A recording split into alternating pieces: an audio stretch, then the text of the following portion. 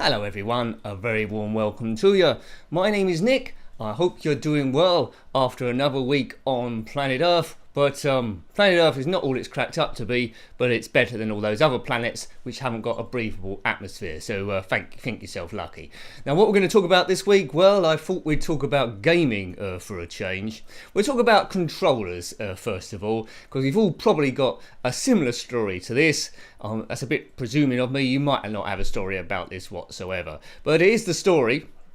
Now back in the day, in the Commodore Amiga gaming in particular, a little bit Spectrum as well. It's quite often when you played a game, you went round a friend's house, or they went round your house, and they had one controller, and then they gave you their other controller. Now, I fell into the category of, for some reason, a lot of people did, where you had one quite good controller, which is your favourite one you use most of the time, and you had another controller that you bought a little while ago, and it wasn't quite as good as the first one for whatever reason. In my case, I had one joystick which was quite loose, and that was quite good, quite responsive. And I had one other joystick, like a Kempston joystick, we had a bit of padding inside, and so it was harder to do the directions. And eventually it was quite tiring on a long game like Lotus 2. And eventually the person with the loose joystick has a bit of an advantage because the other person's getting hand cramps and getting really tired. So whenever someone come round, you always made sure you had the best joystick, and your friend had the worst joystick, so it made it look like you was a better player than you actually were. Was you like this? I mean, I had a number of friends I went round playing games, and we all had this similar situation. It's a bit weird really, because we didn't deliberately get a bad joystick for when someone comes round. It just fell into that way. Sometimes there'll be a fire button that's not really that responsive, or like in my description there, it's tiring over a long sort of game. So basically it's all about levelling the playfield. To get the most out of gaming, to get the best challenge, people should be on a level playfield, have the controller that best suits them, so then your skills are equally matched in the actual game. So why am I talking about this really? Well, it's a bit of a preamble really to a charity I come across while watching the gaming show on the BBC. I never knew they actually existed. It's a company called Special FX, so I don't normally do these, but I'm doing a shout out to them, Special FX, and they've got a YouTube channel called the Gamers Charity, which I might put a link on here, I'll at least give you the address, and they've got about 3,000 subscribers, so they're bigger than me, but they're not absolutely huge, and they do some amazing work. Now this charity, if you haven't heard of them before, they create bespoke control rigs to enable people with all kinds of disabilities and medical conditions get the most out of gaming. So essentially, that example I gave you beforehand is just able-bodied people using two joysticks, one not really working, the other one doing quite good. This charity aims to create bespoke controllers to cater for different disabilities, like people might have been born with a disability and got limited movement, or might be through an accident, they can't use a controller that they once did, and it's rearranging the controller, doing a different rig so they can compete with able-bodied people, or at least as well as they could do before the accident.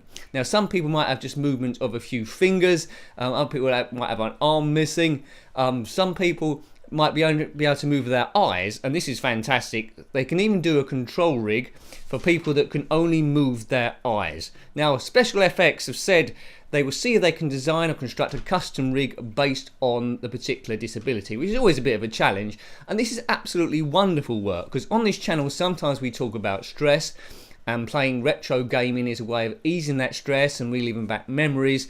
If you're someone that's been injured or disability and you can't access these games, that is being cut off to you. But if suddenly you've got a controller which suits your needs perfectly, suddenly you're playing the game just as well as anyone else, and in my case you're probably playing it better than me straight away. So fantastic stuff, absolutely awesome. This company Special FX are based in Oxfordshire. I guess they're born there as well. So check out that YouTube channel, the Gaming Charity. Essentially as well, it's not a closed off charity, it's all about spreading the word, sharing new ideas about controllers and where we can go forward.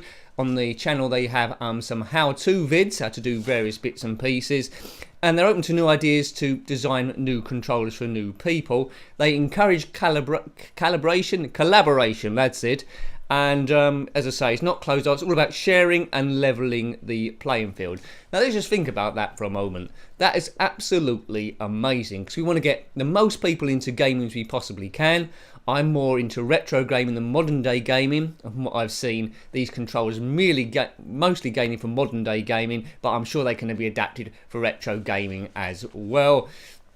I think they had a Mario Kart they was displaying on the TV show I watched, the gaming show on the BBC, where there's one big button for firing and a smaller button for drifting around corners, and that got away the need of actually using a controller and lots of dexterity there.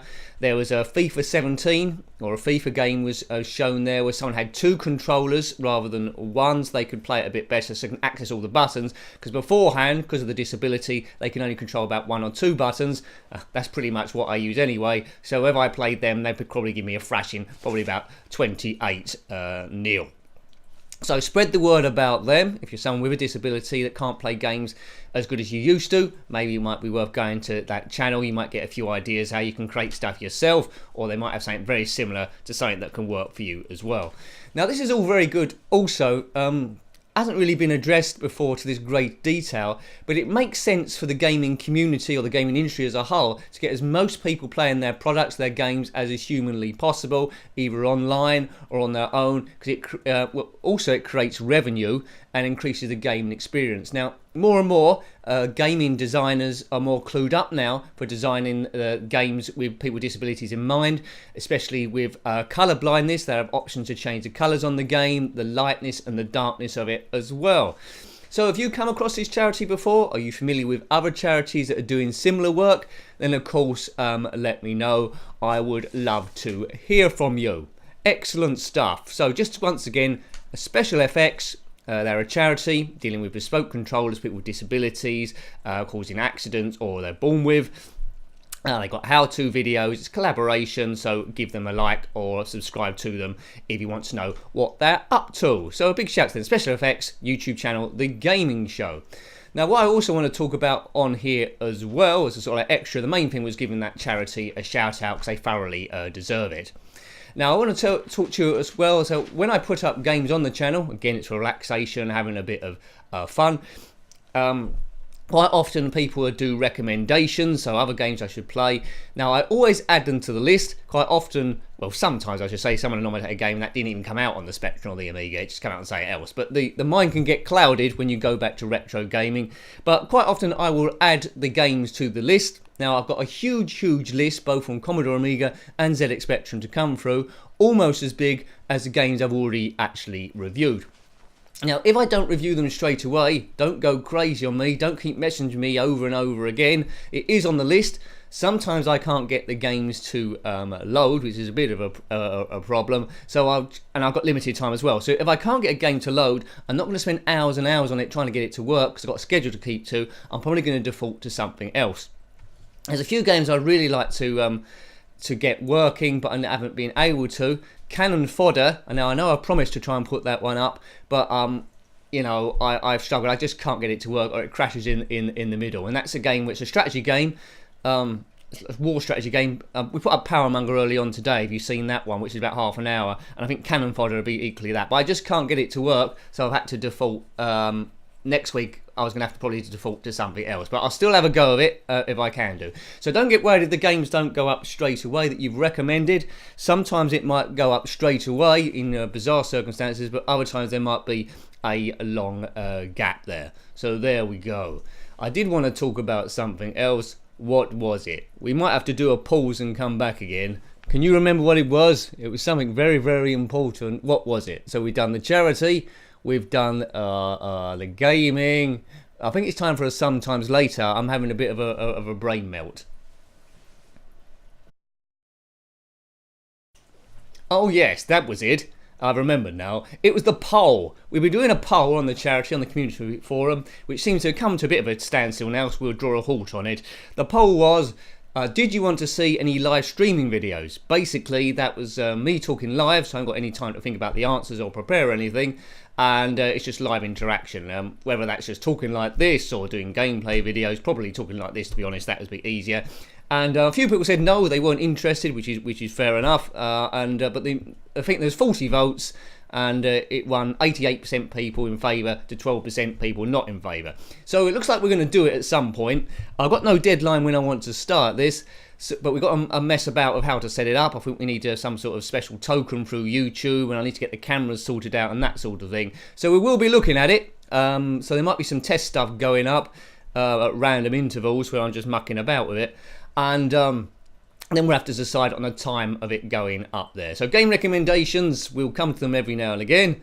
And the live streaming got voted yes overall for the people that did vote, so thank you for those people that did vote. I presume a lot of people that didn't vote don't care either way, which is fine. It's not going to affect the other content that's going up. So live streaming, that's something to look forward to, or is it? I don't know. But we're going to give it a go. It seems to be the way forward, and there'll be a chat window as well, and all that sort of crazy stuff.